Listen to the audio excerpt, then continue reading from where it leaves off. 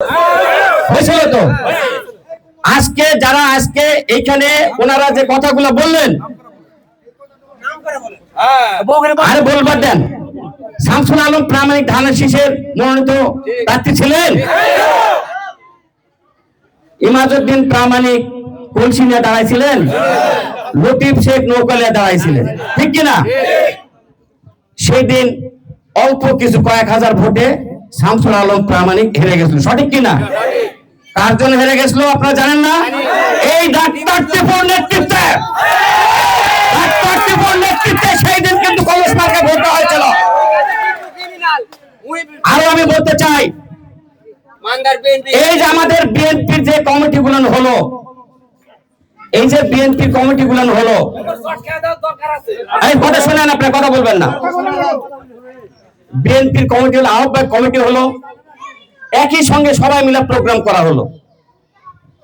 তারপরে 5 তারিখের আগের ঘটনা, আওয়ামী লীগের আমলে কাউন্সিলে ডাক্তার টিপু কয়েকটা কাউন্সিলে ছিল সতীহাটে, এখানে চিনার আহ্বায়ক আছেন, যুগ্ম আহ্বায়ক আছেন, আমি আল্লাহ হাজির নাজির রাখা বলতেছি, 2টা 3টা 4টা হোক, সেটা উনি থাকেও কিন্তু কাউন্সিল করলেন।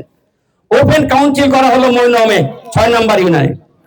6 নম্বর ইউনিয়নে ওপেন কাউন্সিল যখন করা হলো, তখন এসপি অফিস থেকে শুরু করে ওসি এবং পুলিশ প্রশাসন, পুলিশ বাহিনী সেখানে কিন্তু করতে দিল না। মৈনমে হাই স্কুল মাঠ দিয়েছিল, হাই স্কুল মাঠ নিয়ে নিল, আর একটা জায়গা দিল, সেখানটাও নিয়ে নিল।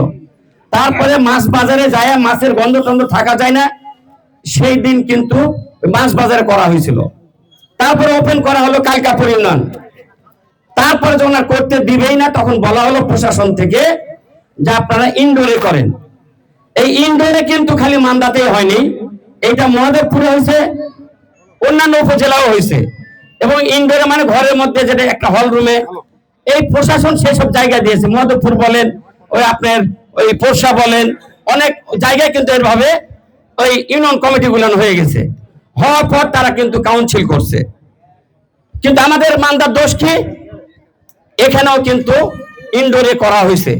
অপরাধ অপরাধ হচ্ছে একদিনেই সই করে ছাড়ছে, এটাই অপরাধ।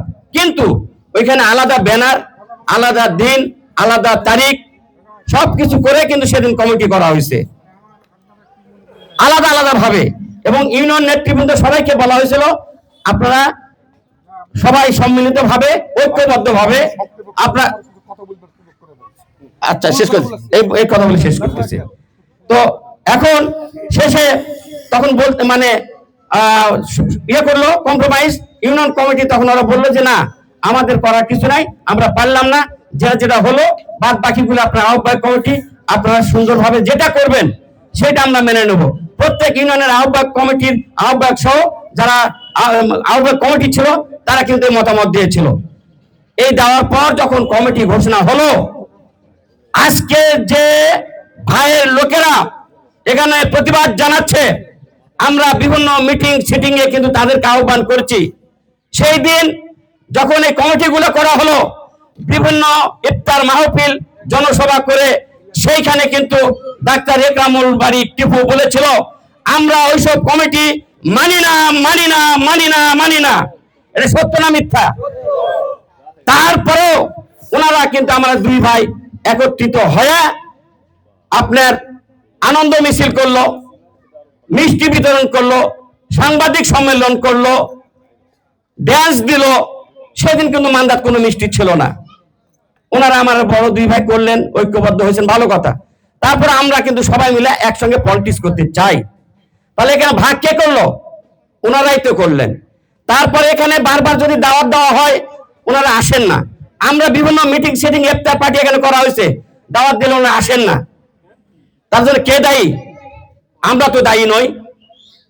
আজকে আসা যখন মতিনের কথা বলা হচ্ছে, আমরা তো বলতেইছি যে ধানের শীষ যে পাবে, ধানের শীষ যে পাবে তার ভোট আমরা করব। মতিন ভাই পাওয়ার সম্ভাবনা আছে, এ কথা আমরা বলেছি। শুধু তাই নয়, ডাক্তার টিপু ভাইয়ের কথা এখানে কি বলা হচ্ছে না? ডাক্তার টিপু ভাই কি এলডিপি যায়নি? ডাক্তার টিপু কি করছে? ভোট করেনি? ডাক্তার টিপু মহাজোটের ক্যান্ডিডেট হয়নি? বিকল্প ধারা যায়নি? প্রতিবার প্রতি কাউন্সিলের আগে উনি বিশৃঙ্খলা করেন, এটা তার মুদ্রা দোষ ভাইয়ের আমার, প্রতিবার এটা করে। কিন্তু যত চক্রান্ত ষড়যন্ত্র করুক না কেন আমরা শক্ত হাতে সেটা প্রতিহত করব। আমরা দায়িত্বহীন ভাষায় বলতেছি, যেই হোক না কেন এক্স ওয়াই জেড, যে ধানের শীষ নিয়ে আসবে আমরা তারই ভোট করব। কিন্তু এইভাবে বিশৃঙ্খলা একটা মিটিং কে মানে বানচাল করার জন্য চেষ্টা আপনারা করবেন না। আমি আর কথা না বাড়িয়ে এই ধরনের আচরণ পরিহার করুন। আসুন সবাই মিলেমিশে ঐক্যবদ্ধভাবে একসঙ্গে কাজ করি। আমাদেরকে যেভাবে আপনারা বললেন, দয়া করে আপনার নেতাকে ওই কথাটা বলবেন যে আমরা ঐক্যবদ্ধভাবে আমরা কাজ করতে চাই, বিএনপি করতে চাই, যুবদল ছাত্রদল করতে চাই। ভাগ কে করে? আপনার নেতাই করে। আমি কথা না বাড়িয়ে একটা কথাই বলি, যতই চক্রান্ত ষড়যন্ত্র করুক না কেন, জামায়াত ইসলাম চক্রান্ত ষড়যন্ত্র করতেছে এই মান্দা সহ বাংলাদেশ, যেভাবে যেটাই করুক না কেন এইখানে ধানের শীষ বিজয়ী হবে হবে হবে। এবং বাংলাদেশে আগামীতে বিএনপি সরকার গঠন করবে। ভাইরা আমার, ধন্যবাদ সবাইকে। আসসালামু আলাইকুম রহমতুল্লাহ। এ পর্যায়ে মূল্যবান বক্তব্য দেওয়ার জন্য বিনীত অনুরোধ জানাচ্ছি আজকের এই অনুষ্ঠানে প্রধান অতিথি ভাই, আচ্ছা, প্রধান বক্তা আমাদের সর্বজন শ্রদ্ধেয় আহ্বায়ক কমিটির সম্মানিত যুগ্ম আহ্বায়ক জনাব তোফাজ্জল হোসেন টুকু ভাই।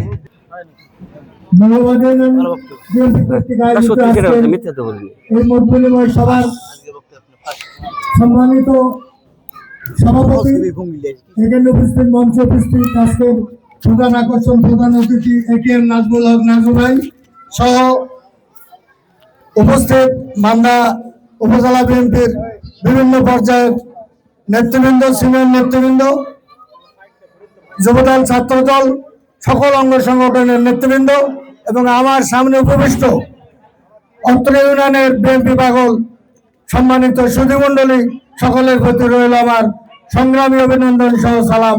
আসসালামু আলাইকুম ওয়া রাহমাতুল্লাহি ওয়া বারাকাতুহু। ভাইয়ের আমার, বিশৃঙ্খলা যারা সৃষ্টি করতে চায় তারা বিগত দিনেও করেছে, আগামী দিনেও করবে। এটার থেকে সাবধান আপনাদেরকে থাকতে হবে, এটা এক নম্বর কথা। আমি এইটুকু বলতে চাই, বিগত 16 বছর 18 বছর